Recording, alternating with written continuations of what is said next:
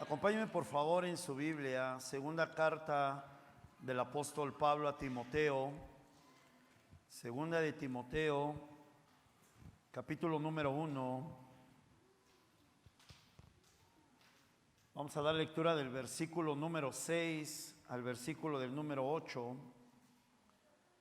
Si usted no tiene Biblia, háganoslo saber para hacerle llegar una, o también aquí en el proyector van a estar pasando los versículos para que usted también pueda leer la palabra de Dios y vea que lo que estamos predicando está en la palabra y no es algo que nosotros nos sacamos de la manga o que inventamos, amén, porque nosotros solamente hablamos lo que declaran las escrituras, amén. Segunda de Timoteo, capítulo número 1, versículo número 6 al versículo del número 8, declaran las escrituras: por lo cual te aconsejo que avives el fuego del don de Dios que esté en ti por la imposición de mis manos.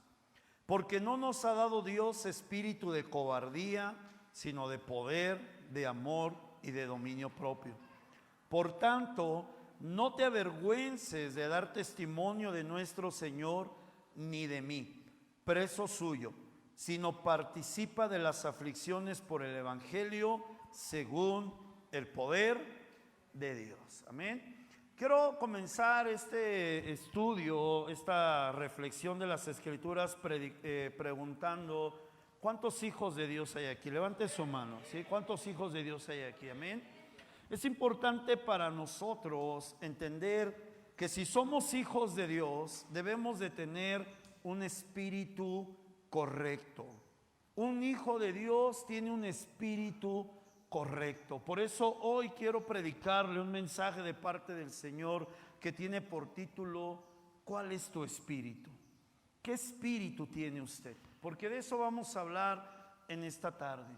¿Qué espíritu es el que rige nuestras vidas? ¿Qué espíritu es el que está dentro de nosotros? Como hijos de Dios, cada uno de nosotros lo sabemos, recibimos por la gracia y la misericordia de Dios al Espíritu Santo. Pero ese no es el espíritu que está en su vida, porque el Espíritu Santo es libre. Usted no lo puede esclavizar y no lo puede limitar a su persona. El Espíritu Santo es la tercera persona de Dios y Él gobierna sobre toda la creación.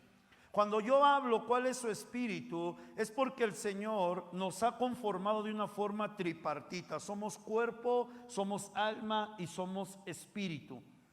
Y cuando nosotros llegamos a Cristo, la presencia del Espíritu Santo tiene que impactar nuestro espíritu de tal manera que podamos tener un espíritu correcto.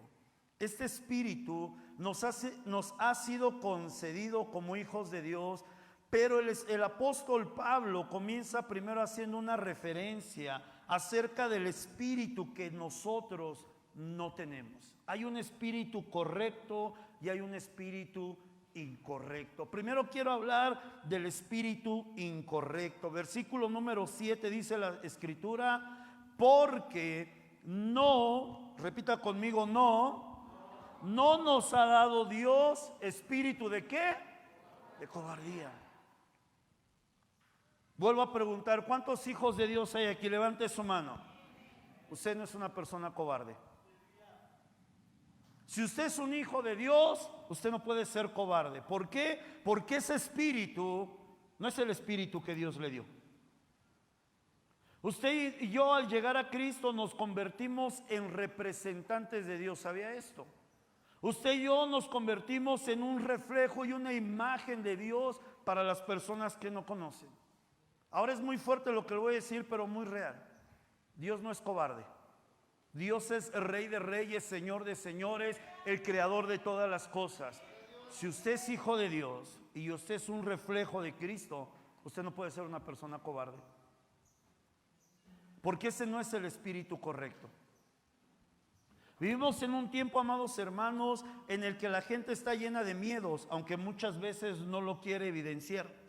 Nosotros nos encontramos con hombres, una generación de hombres, y soy hombre y por eso le digo, una generación de hombres cobardes, que tienen tanto miedo a tantas cosas, tienen miedo al compromiso, tienen miedo a asumir su responsabilidad como cabeza, tienen miedo de ser proveedores de su casa, tienen miedo de conservar su vida al lado de una sola mujer. Una generación de hombres cobardes.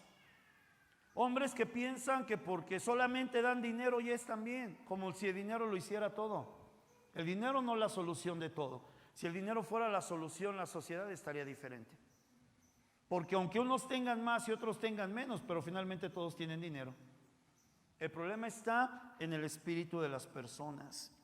Vemos una generación de mujeres hoy en día. Tengo una amada esposa, tengo 3 hermosas hijas, pero nos enfrentamos a una generación de mujeres cobardes. Mujeres cobardes que quieren hacer valer su valor a través de ponerse al tú por tú con los hombres, quererse poner en la misma escala de gobierno. Mujeres que ya no quieren vivir sujetas a una cabeza, a un varón y ser un ejemplo para una sociedad. Y sabe, esto se llama cobardía.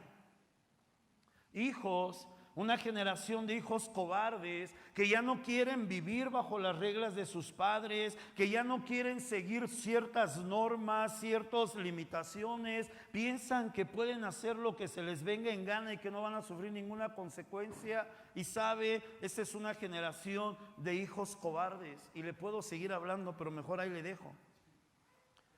Es importante para nosotros entender que la Escritura dice que en primer lugar Dios no nos dio un espíritu de cobardía. Cuando usted llega a Cristo, el Señor no le convierte a usted en una persona cobarde.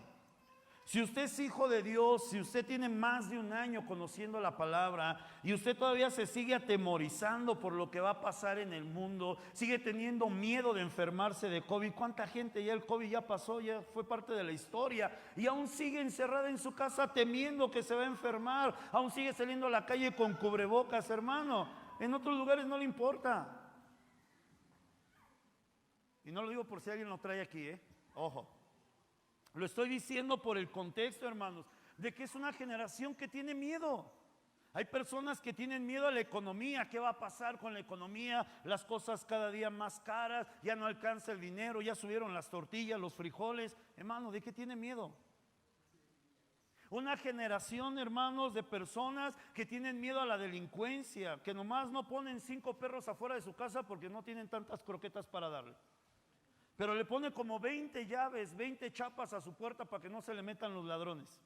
Pero se le meten las plagas, no los ladrones. Una generación que tiene mucho miedo. Y sabe, esto se define como cobardía. ¿Qué es la cobardía? La cobardía es un sentimiento de temor para hacer frente a las situaciones adversas. No las favorables, sino las infavorables. Esto es lo que se define como cobardía. Se dice que una persona cobarde es pusilánime, miedoso y falta de valor. Y déjeme decirle más, la cobardía es la esclavitud del miedo y la timidez. ¿Usted ha escuchado personas que dicen, es que yo soy tímida? Usted ya no puede ser una persona tímida, porque Dios no es tímido, Dios no se esconde. Dios está a la vista de todos, para que todos le conozcan. Como hijos de Dios, todos los días usted y yo tenemos que enfrentar situaciones que confrontan y desafían nuestra fe. Hechos ante los cuales tenemos que ser valientes, y recordaba la prédica de hace 8 días de Pastor Luis, decididos. ¿Para qué? Para no ser cobardes. Como iglesia de Jesucristo, como hijos de Dios, no podemos ser cobardes ante una sociedad que está confrontando nuestras creencias, nuestras doctrinas, nuestras convicciones, y nosotros nos estamos retrayendo y nos estamos escondiendo como si nosotros fuéramos los que estamos mal. Yo quiero decirle algo, hermano, todo lo que se esconde es porque está mal. Usted no hace algo malo en público, siempre lo va a hacer a escondidas. Si usted está escondiendo el evangelio de Jesucristo, entonces usted no entendió el evangelio de Jesús. No lo ha entendido, porque el evangelio de Jesús no se esconde, el evangelio de Jesús se publica, se grita, se demuestra a la vida de las personas. Este tipo de enfrentamiento, este tipo de situaciones, las vamos a vivir en los trabajos, en las escuelas, en la sociedad, en todo tipo de situación que nosotros tengamos que vivir. Nos vamos a enfrentar a esta situación. En la misma familia, si usted es como yo, que tengo mayor número de personas inconversas, sus propias creencias van a ser desafiadas en su familia. Le van a criticar, le van a señalar, le van a juzgar, le van a decir, Y ahí es en donde usted tiene que ser valiente. ¿Valiente para qué? Valiente para defender la verdad.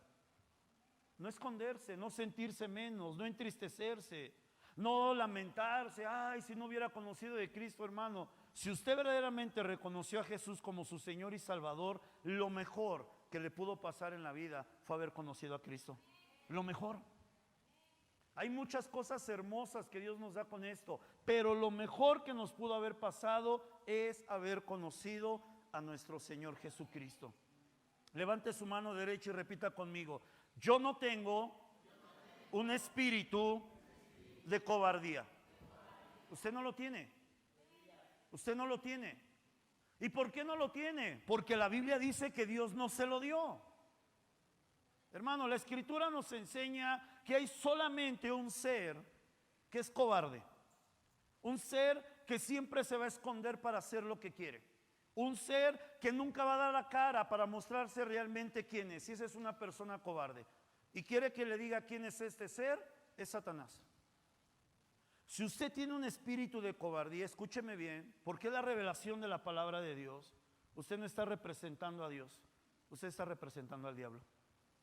Porque el diablo es cobarde, nuestro Dios es todopoderoso.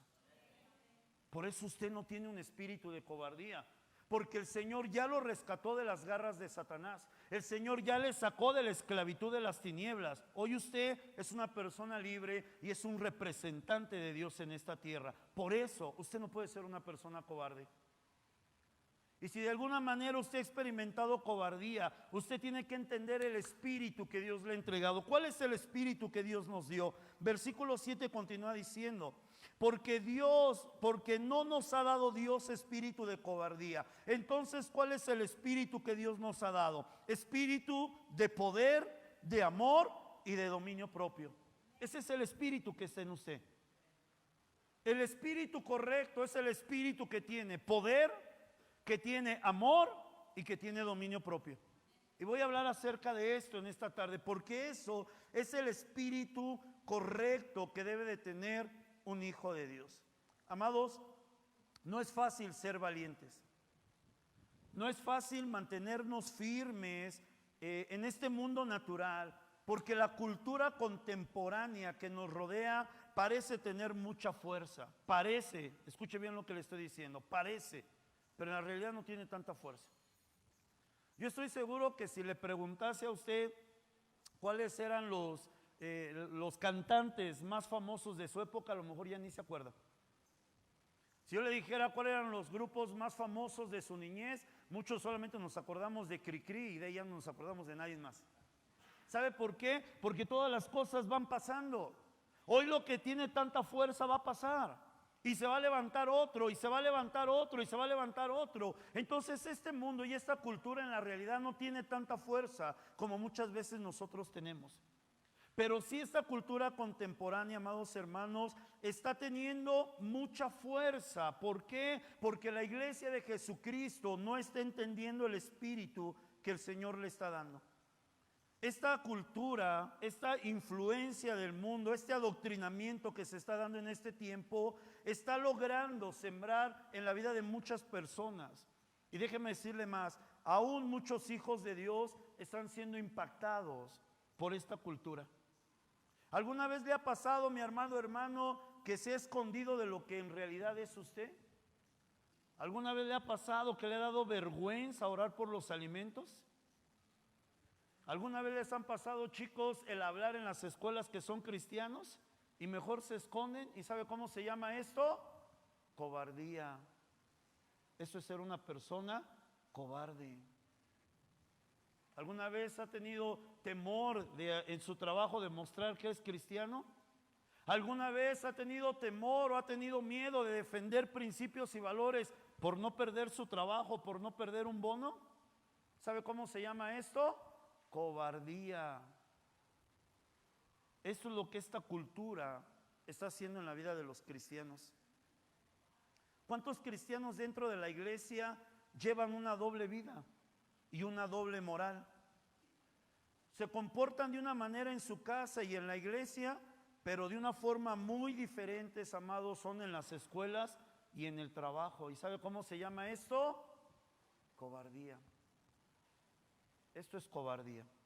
¿Y por qué le estoy diciendo todo esto? ¿Porque lo quiero señalar? No, porque quiero que usted entienda en esta tarde que ese no es el espíritu que Dios le ha dado.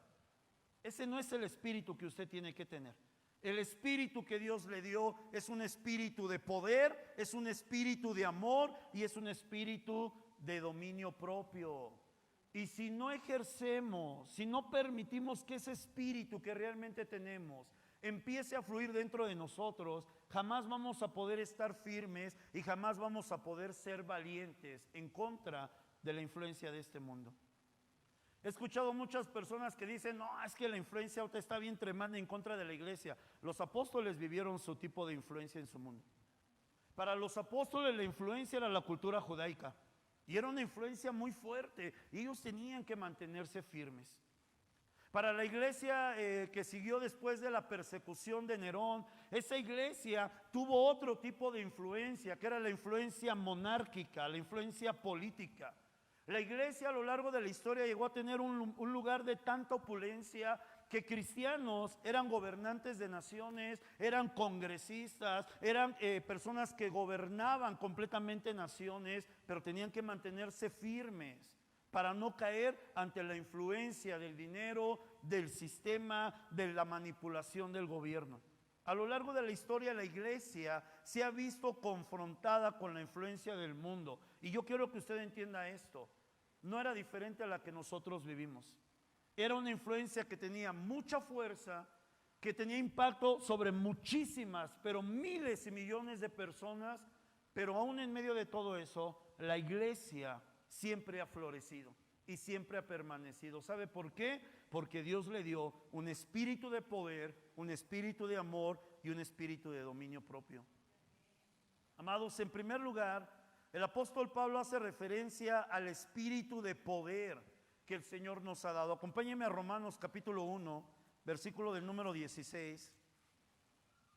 Porque cuando hablamos de poder decimos, no, y las sanidades y los milagros, las señales sí son parte.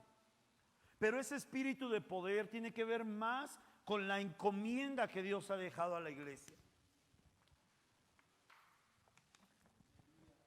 Romanos capítulo 1, versículo 16 dice la escritura, porque no me avergüenzo del evangelio, porque es poder de Dios para salvación a todo aquel que cree, al judío primeramente y también al griego.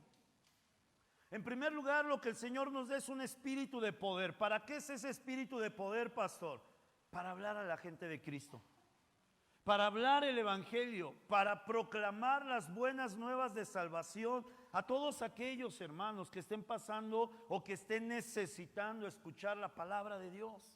Para eso es el poder de Dios. Ese poder es el respaldo de Dios cuando nosotros compartimos la palabra. Y si usted le dice a una persona enferma, cree en Jesús y vas a ser sano, usted lo lleva a recibir a Cristo y ora por esa persona por sanidad y Dios la va a sanar. ¿Por qué? Porque ese poder está en usted. No está solamente en mí. Ese poder está en todos los hijos de Dios. Pero ese poder es para salvación. Por eso es necesario que deje de esconderse, hermano. Que deje de esconderse, hermana. Chicos, jóvenes, dejen de esconderse.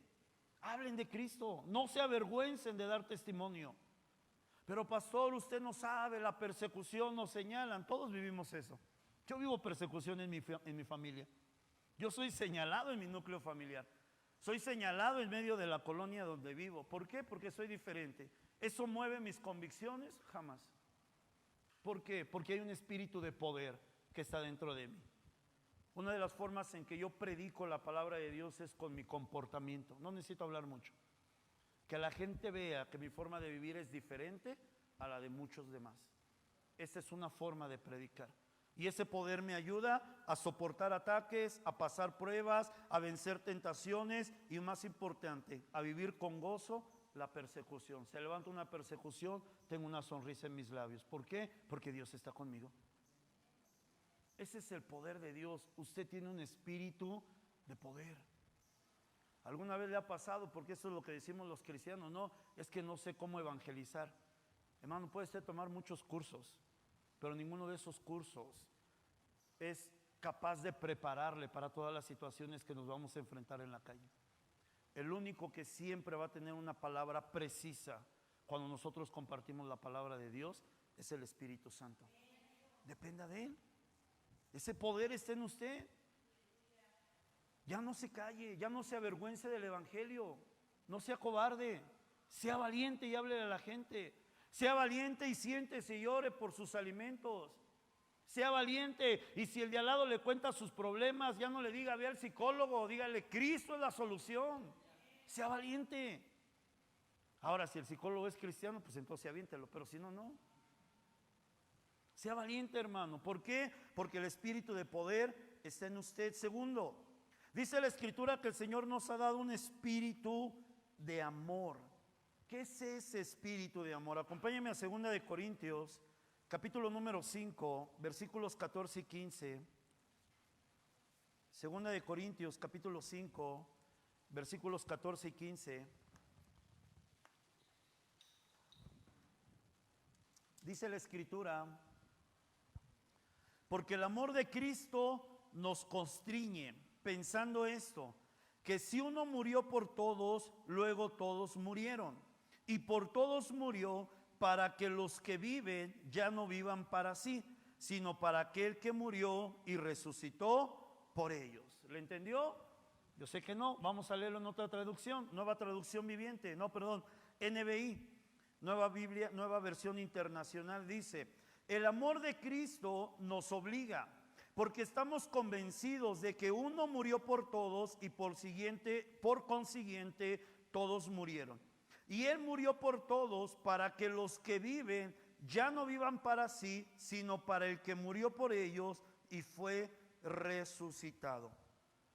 El amor de Cristo nos ha sido revelado a través de la salvación. Si usted está aquí en este lugar escuchando la palabra de Dios y si usted ha reconocido a Cristo como su Señor y Salvador, ha sido por el amor de Dios. No es porque usted haya querido. Dios quiso llamarle, Dios quiso aceptarle, Dios quiso salvarle. Esa es la forma en que se nos revela el amor de Dios. Ahora, el amor de Dios, amados, no es para que vivamos una etapa de enamoramiento. Hermano, cuando una persona madura en sus sentimientos, entiende que el enamoramiento no tiene que ver con sensaciones, no tiene que ver, hermanos, con empezar a sentir mariposas en el estómago. El enamoramiento tiene que ver con la decisión de amar, de respetar y de admirar a la persona que está a mi lado. Y esa es una decisión, no es sencillamente algo que uno siente. Por eso muchas personas dicen: es que estoy perdiendo el amor. La etapa de enamoramiento se pierde. Después de que uno se casa, a los 2, 3 años pasaste la etapa del enamoramiento y ahí empieza a darte cuenta de los defectos, porque no es para siempre. Pero ahí entra la verdad de la palabra. Hermanos, el amor de Dios no es para que vivamos una vida de emotividad. ¿Sabe qué es el amor de Dios para usted? Escúcheme bien, es un yugo. Escúcheme bien lo que le estoy diciendo. El amor de Dios es un yugo, pero es un yugo sano, que Dios pone sobre nosotros para que podamos vivir para Él y dejemos de vivir para nosotros. Por eso Pablo en este versículo dice: el amor de Cristo nos obliga. Cuando usted entiende el amor de Cristo, ya no puede seguir viviendo para usted. Empieza a vivir solo para Él. ¿Por qué? Porque entiende el gran sacrificio que hizo por nosotros. Entiende el gran amor que Él tuvo por nosotros. Entiende que Él tuvo que pasar lo que nunca debió de haber pasado y lo hizo solamente por una cosa: por amor a usted y por amor a mí.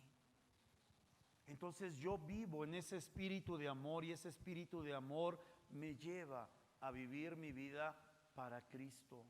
Se termina el yo quiero, se termina el yo deseo, se termina el yo anhelo, se termina todo eso y empieza uno a decir: lo que tú quieres, lo que tú deseas y lo que tú anhelas para mi vida, Señor, aquí estoy para ti.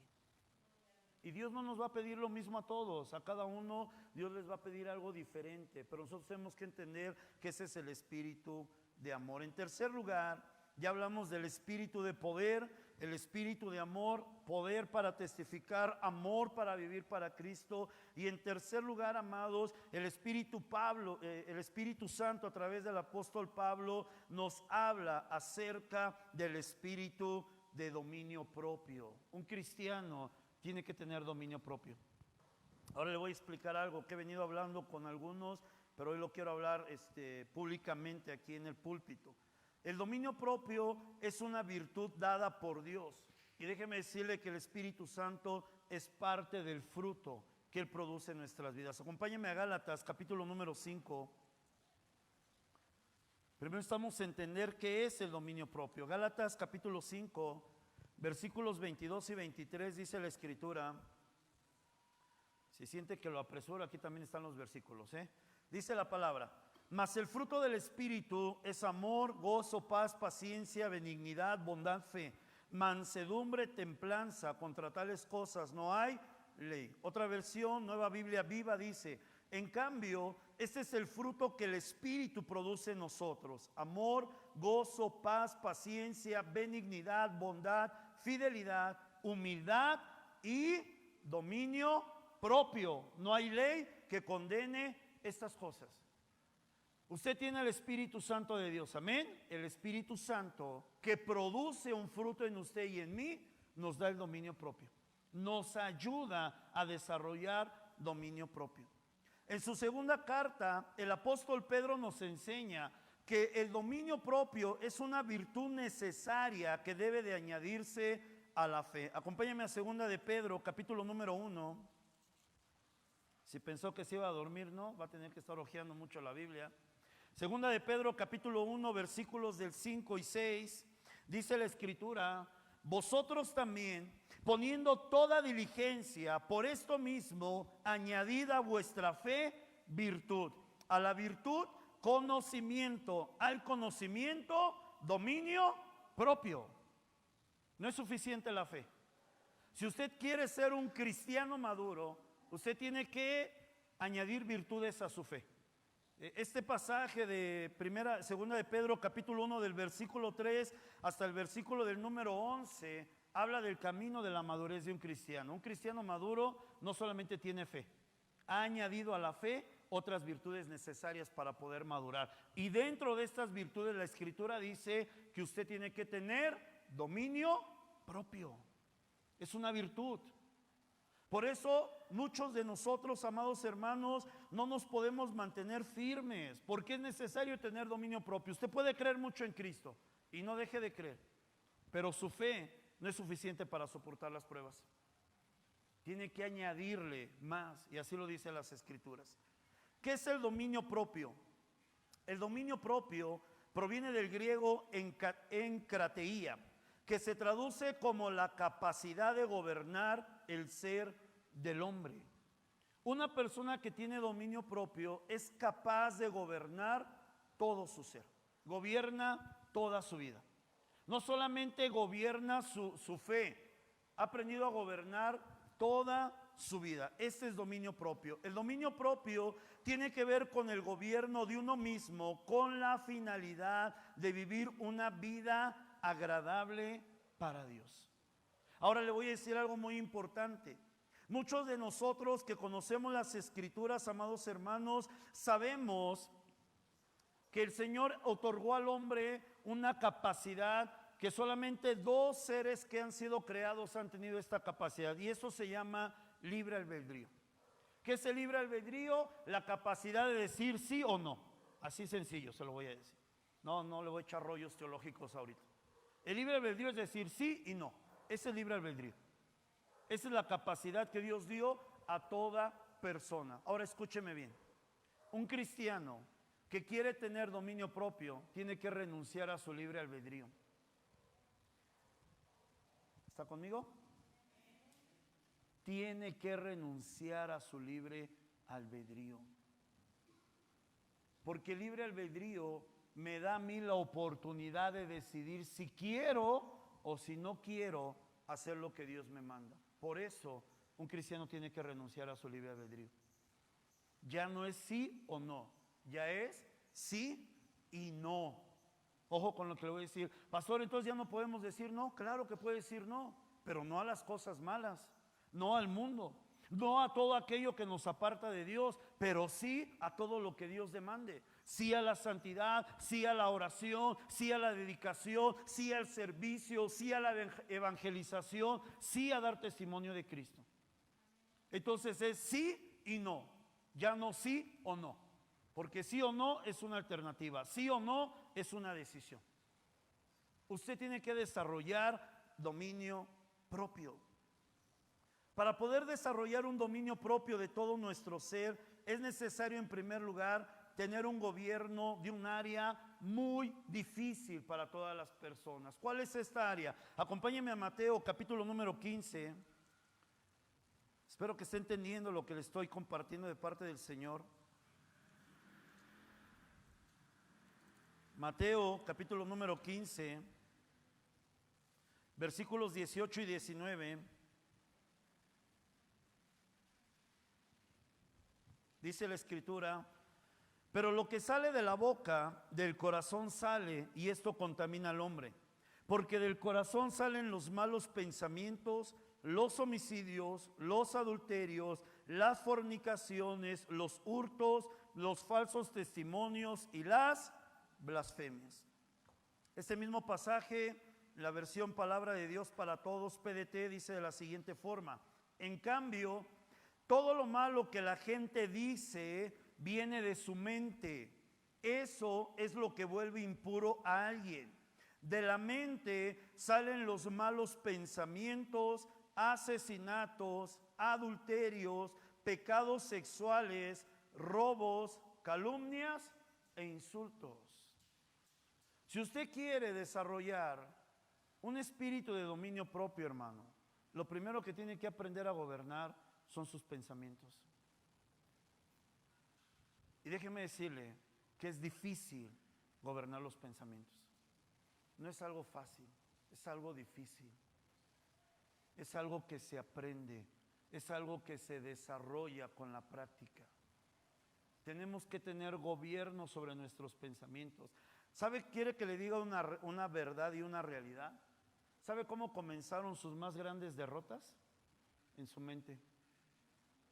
Ahí comenzaron sus peores derrotas. ¿Y sabe dónde surgieron sus más grandes victorias?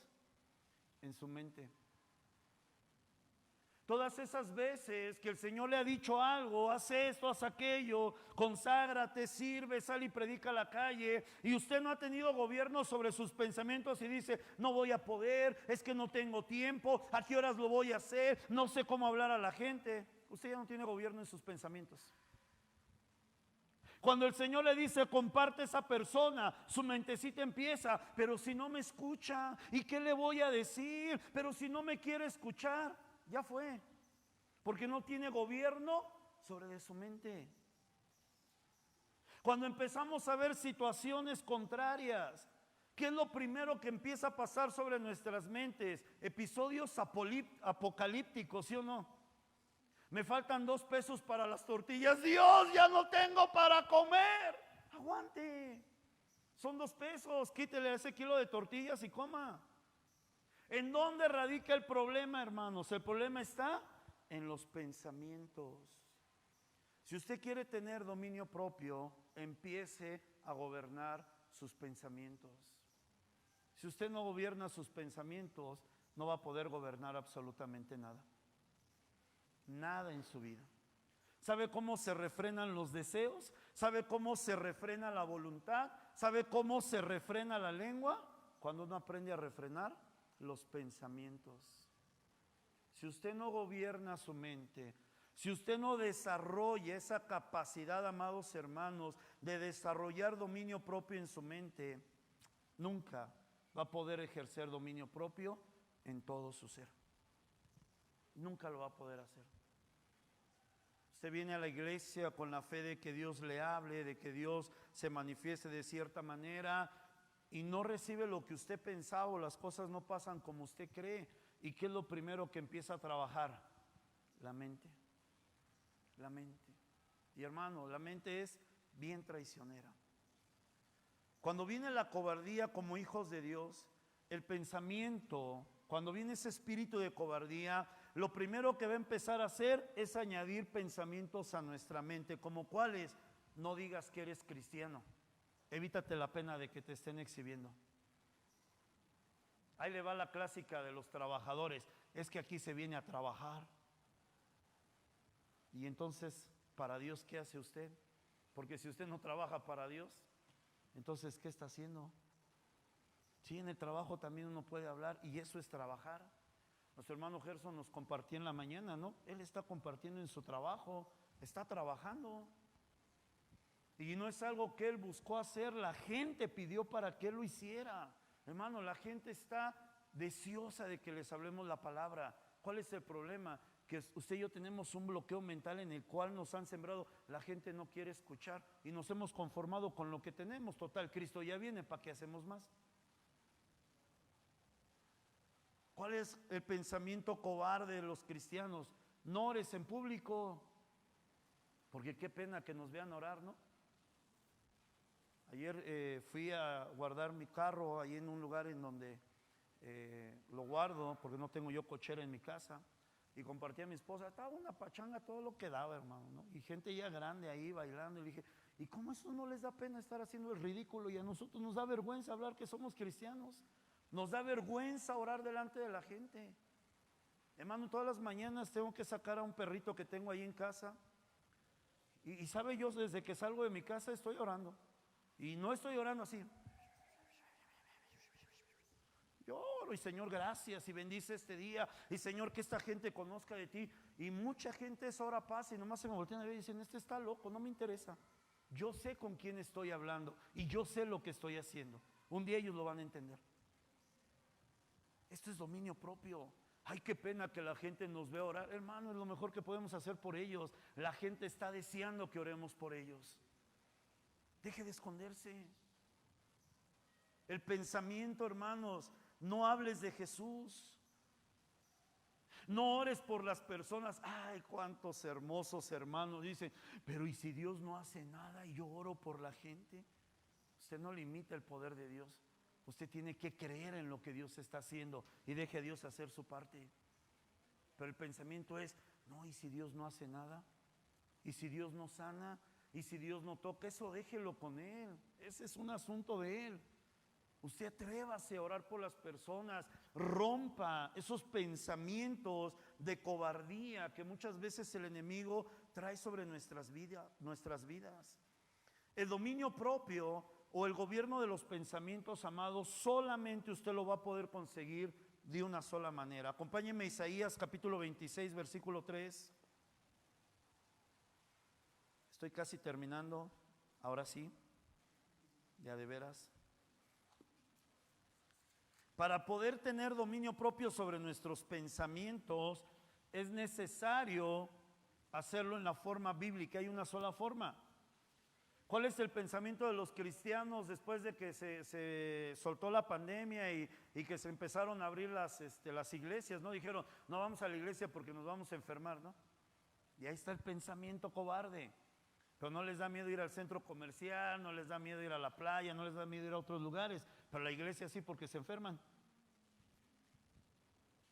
Hermano, ese es espíritu de cobardía, y ese espíritu no nos ha sido dado.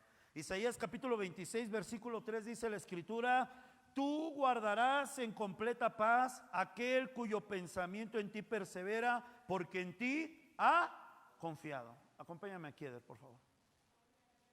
La única forma, escúcheme bien, en que usted y yo podemos ejercer dominio sobre nuestros pensamientos es centrarnos en Dios.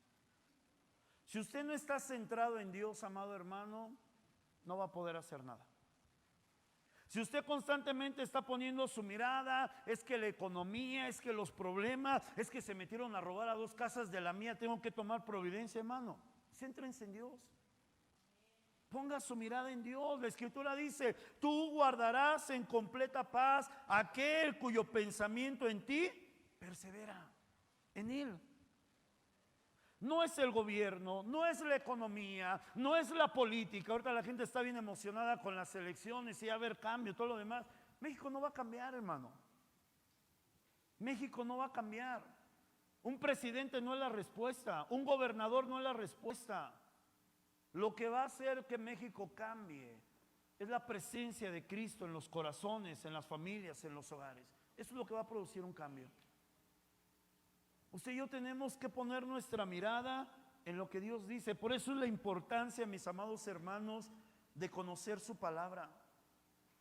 Porque muchos cristianos no tienen fuerza para soportar ciertas cosas, porque desconocen la palabra.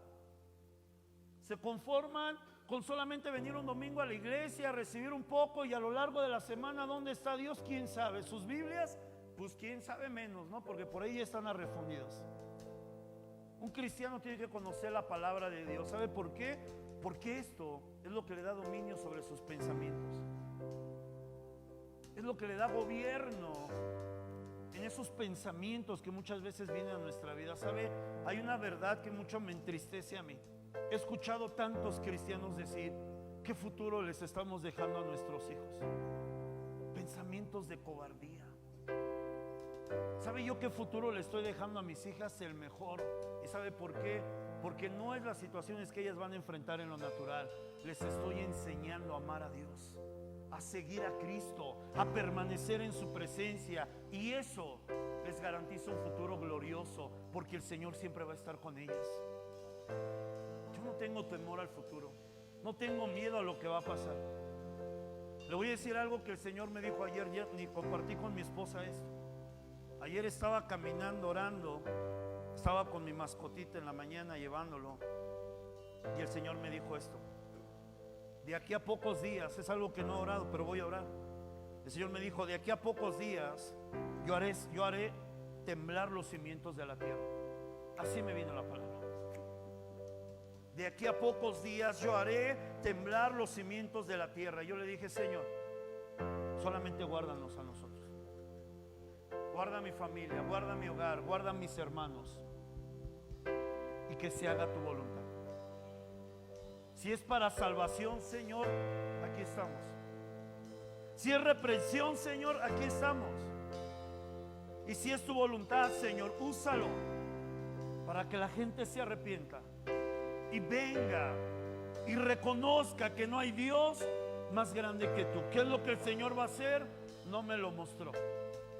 Fue lo único que el Señor me dijo: de aquí a pocos días yo haré temblar los cimientos de la tierra. Si yo no tuviera dominio propio en mis pensamientos, empezaría a decir: no, hay que hacer esto, hay que hacer aquello, hay que tomar providencia, hay que crear un búnker para encerrarnos ahí. No. Mi lugar de seguridad es Cristo. Mi lugar de protección es Cristo. Y mientras permanezca en Cristo, aunque se acabe la tierra, nada va a poder tocar a los míos. El gobernar o dominar nuestros pensamientos, estando centrado en Dios, nos provee de una perfecta paz. ¿Y sabe qué significa esto? Una vida de plenitud. En medio de la batalla, usted puede vivir en paz. En medio de la enfermedad, usted puede vivir en paz. En medio de las crisis, usted puede vivir en paz. En medio de la abundancia, porque a veces siempre nos vamos a lo malo los cristianos, ¿no? En medio de la abundancia, usted puede vivir en paz. Porque si el Señor le levanta como un gran empresario, y escuche lo que le voy a decir, usted ya no va a estar pensando todos los días cómo producir más dinero. Usted va a pensar cómo utilizar esto para el reino de Dios, y eso le produce paz. En medio de la responsabilidad, usted puede vivir en paz. No, es que el pastor, porque él no tiene responsabilidad, hermano. Soy esposo, soy padre, soy proveedor, pero también soy un siervo de Dios. Y en medio de todas mis responsabilidades, decido vivir en paz. ¿Cómo lo hago? Gobernando mis pensamientos, desarrollando dominio propio. Y es una práctica. Algunas veces lo he conseguido, otras tengo que reconocerlo, he caído. Pero Dios me ha enseñado y me está enseñando a tener dominio propio. al gobernar nuestros pensamientos, seremos capaces de gobernar todo lo demás. Usted será capaz de gobernar sus emociones. Sus emociones ya no le van a mover. Va a venir la tristeza, va a querer venir el desánimo, pero van a ser instantes, segundos. Usted gobierna y dice: no, esto no. Esto es para los que no tienen a Cristo. Esto es para los que no tienen esperanza. Yo confío en un Dios vivo y poderoso, que Él siempre está a mi lado. Las emociones ya no van a tener poder en su vida. Las actitudes, la disposición, su voluntad, sus deseos, sus palabras. Todo comienza en un área. Para poder gobernar todo nuestro ser, hay que gobernar primero nuestros pensamientos. Gobierne sus pensamientos, iglesia. Amada iglesia, decide tomar lo que ya te ha sido concedido.